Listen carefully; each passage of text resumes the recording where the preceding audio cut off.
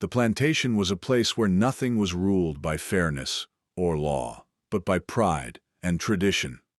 The owner of the land, Henry Caldwell, took great pride in his wealth and power. To him, respect meant only one thing, that people feared his name and pointed to his house as a symbol of authority. But his daughter, Eleanor, did not fit the image Henry had created in his mind. She was heavy-set, quiet by nature, and kept herself away from people. At gatherings, she never laughed, and when she tried to, people looked away. Henry believed Eleanor was a burden on his reputation.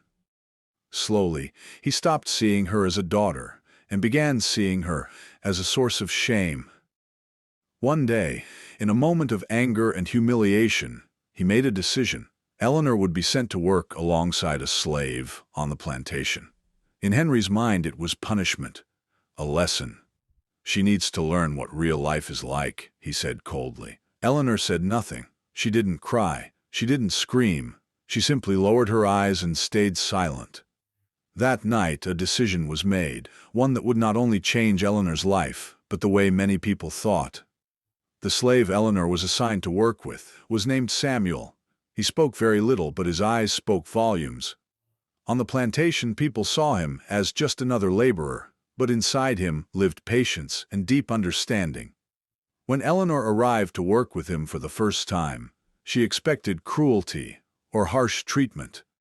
But Samuel only said, "Everything here takes time." Instead of forcing her into heavy labor, he gave her small responsibilities. Walking, breathing, observing the world around her. For the first time in her life, Eleanor felt something different. She was not being mocked. She was not being judged. She was being seen as a human being. Samuel never spoke about her body. He never compared her. He only said, "Being a little better each day is enough." Days passed, and Eleanor's silence slowly turned into thought. Months later, people on the plantation noticed something strange. Eleanor had changed. The way she walked, the way she stood, the way she spoke. Confidence had replaced fear. This change was not physical, it was mental. She no longer hated herself. She learned that hard work does not always mean punishment, and that silence does not mean weakness. Samuel never allowed her to feel less than anyone else. He taught her only one lesson: understand your limits and slowly push beyond them. The people on the plantation were stunned. The girl who once walked with her head lowered now walked upright. And the most shocked of all was Henry Caldwell.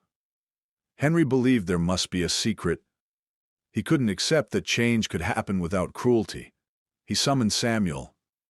There was less anger in his voice and more confusion. "What have you done?" Henry asked. Samuel answered calmly, "Nothing, except what every human being deserves."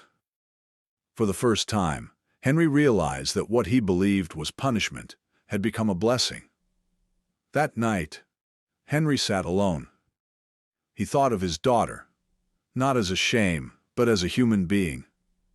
Eleanor was no longer who she once was, not because her body had changed, but because her mind had grown stronger.